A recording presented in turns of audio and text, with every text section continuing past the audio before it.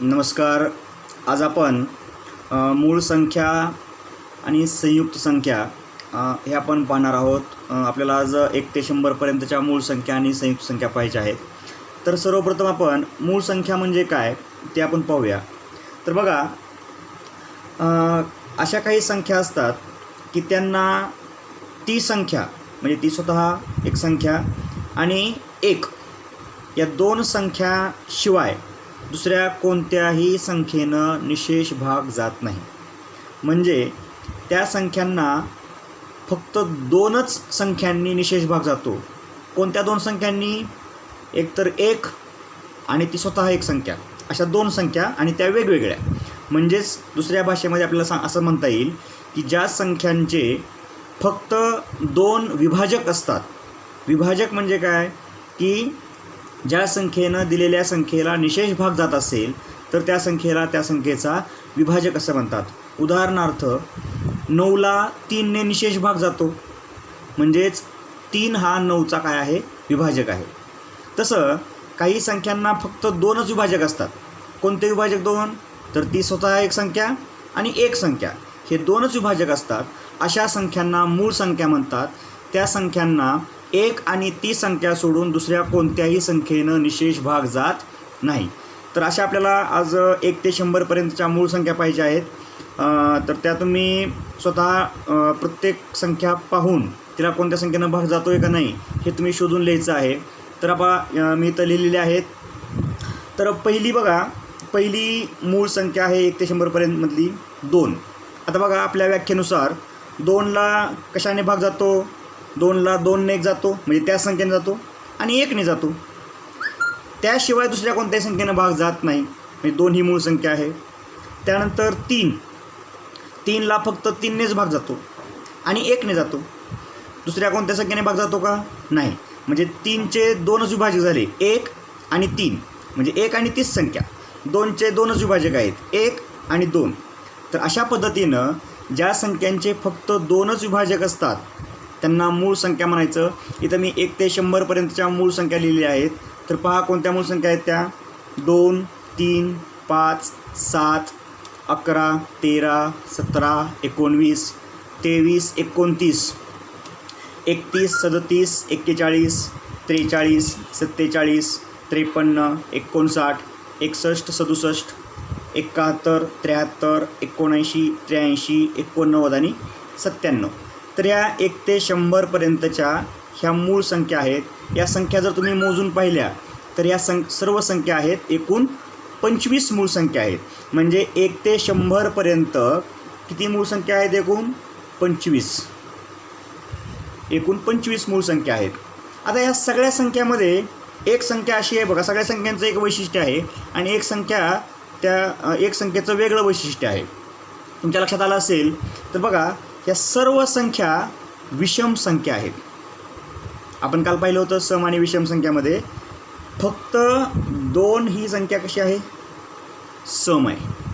म्हणजे आपल्याला असं म्हणता येईल 1 ते 100 पर्यंत ज्या 25 मूळ संख्या आहेत त्यामध्ये 2 ही एकमेव सम संख्या आहे, ती मूळ आहे.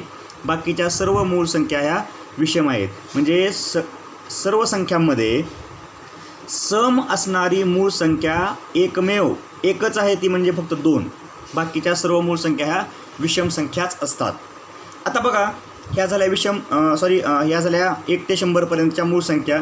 या तुम्हाला सर्व मूळ संख्या 1 ते 100 पर्यंतच्या 25 मूळ संख्या क्रमाने पाठ झाल्या पाहिजेत. म्हणजे तुम्हाला ते अडचण येणार नाही. क्रमाने म्हणजे लक्षात राहिले पाहिजे की कोणती मूळ संख्या आहे. तर बघा, आता ह्या मूळ संख्या तुमच्या कशा पाठ झाल्या पाहिजेत?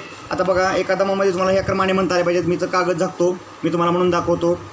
2, 3, 5, 7, 11, 13, 17, 19, 23, 29, 31, 37, 41, 43, 47, 53, 59, 61, 67, 71, 73, 79, 83, 89, 97. तर अशा ह्या 25 मूळ संख्या तुमच्यासुद्धा अशा क्रमाने पाठ झाल्या पाहिजेत. त्या पाठ करण्यासाठी तुम्ही स्वतः काही तुमच्या ट्रिक वापरू शकता किंवा काही जे गट करू शकता. बघा, 1 ते 10 पर्यंत किती मूळ संख्या आहेत बघा? 2, 3, 5, 7 या 4 मूळ संख्या. याचा एक गट करू शकता. 1 ते 10 पर्यंतच्या ह्या मूळ संख्या आहेत. 11 ते 20 पर्यंत कोणत्या मूळ संख्या आहेत बघा? 11, 13, 17, 19. ज्या 11 ते 20 पर्यंत या 4 मूळ संख्या आहेत. पुढचा जो दशक आहे 21 ते 30पर्यंत किती मूळ संख्या आहेत? 2. 23, 29. 31 ते 40पर्यंत 2 मूळ संख्या आहेत. 31, 37.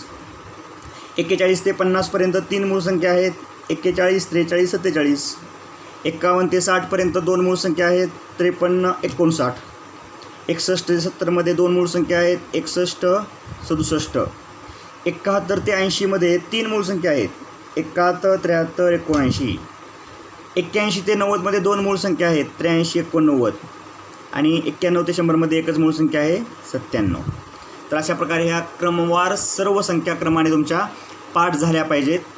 त्याच्यावर आधारित जे प्रश्न असतात ते प्रश्न सोडवताना मग नंतर अडचण येणार नाही. आता ह्या मूळ संख्या ओळखायच्या कशा? तर त्यासाठी मग तुम्हाला अगोदर तुमचे गणितामध्ये पाठ पाहिजेत. पाठांतर यासाठी आवश्यक आहे की जसं आपल्याला गुणाकार भागाकाराच्या मोठमोठ्या क्रिया कराव्या लागतात, त्यामध्ये जर तुमचे पाठ असतील तर सहज तुम्हाला ते क्रिया करता येतील. त्यामुळं सर्वांनी 30-300पर्यंतचे हे पाठ असले पाहिजेत. त्यातल्या संख्यांची तुमची ओळख झाली पाहिजे.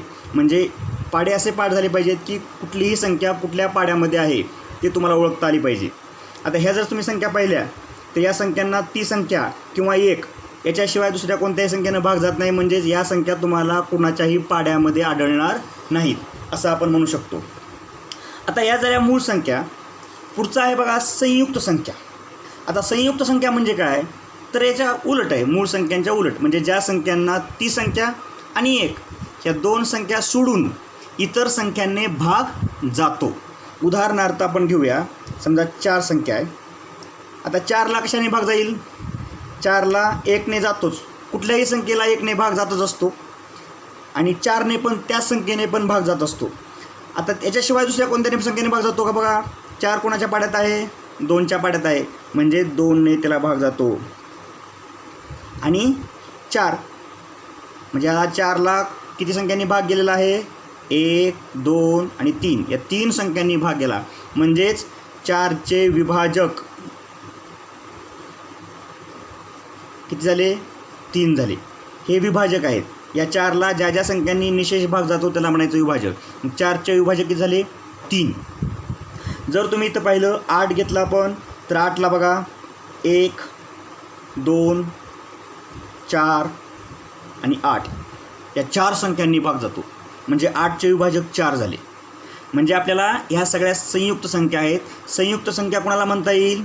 की ज्या संख्यांचे 2पेक्षा जास्त विभाजक असतात. म्हणजे 3, 4, 5 असे जास्त विभाजक असतात. म्हणजेच काय? की ज्या संख्येला 1 आणि तीच संख्या सोडून इतर संख्यांनी सुद्धा भाग जातो. म्हणजे 2पेक्षा जास्त संख्यांनी त्याला निशेष भाग जातो. त्याला म्हणायचं संयुक्त संख्या. आता ह्या 1 ते 100पर्यंत किती संयुक्त संख्या असतील ते बघूया आपण. 1 ते 100पर्यंत मूळ संख्या किती होत्या? 25. 1 ते 100पर्यंत मूळ संख्या किती होत्या? 25. मग आता राहिलेल्या किती असतील संयुक्त संख्या? तर बघा 1 ते 100पर्यंत संख्या किती येतात? एकूण 25.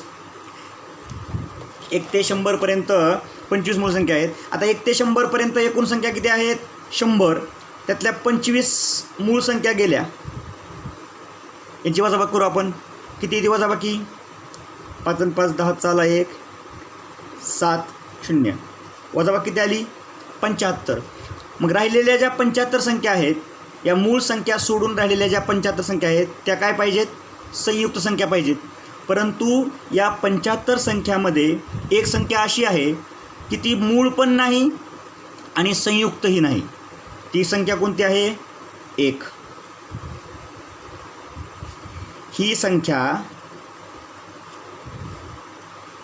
मूळही नाही व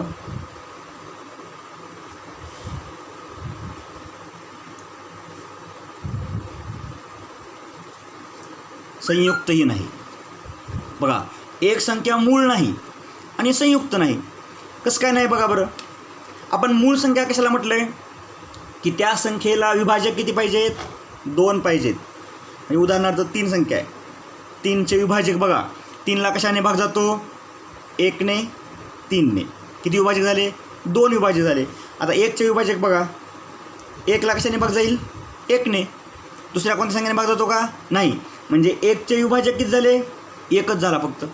आपल्याला दोन विभाजक असतील तर मूळ संख्या, 2पेक्षा जास्त विभाजक असतील तर संयुक्त संख्या, आणि 1चे विभाजक किती आहेत? एकच आहे. म्हणजे ती मूळ संख्येमध्ये पण बसत नाही आणि संयुक्त संख्येमध्ये पण बसत नाही. म्हणजे 1 ही मूळ ही नाही आणि संयुक्तही नाही. मग आता बघा 1 गेली, मग 75मधून 1 गेले, राहिले किती? 74. म्हणजे 74 काय आहेत? संयुक्त संख्या आहेत. म्हणजे या 1 ते 100पर्यंतच्या 25 मूळ संख्या आहेत आणि 74 या काय आहेत? 74 संयुक्त संख्या आहेत. आणि 1 ही मूळ ही नाही आणि संयुक्तही नाही. तर अशा प्रकारे 1 ते 100पर्यंतच्या मूळ संख्या आणि संयुक्त संख्या ह्या तुमच्या लक्षात ओळखायला आल्या पाहिजेत. त्यातल्या 25 ह्या मूळ संख्या ज्या आहेत ह्या मूळ संख्या तुम्ही क्रमवार पाठ करायच्या आहेत, त्या लिहून घ्यायच्या आहेत. ठीक आहे.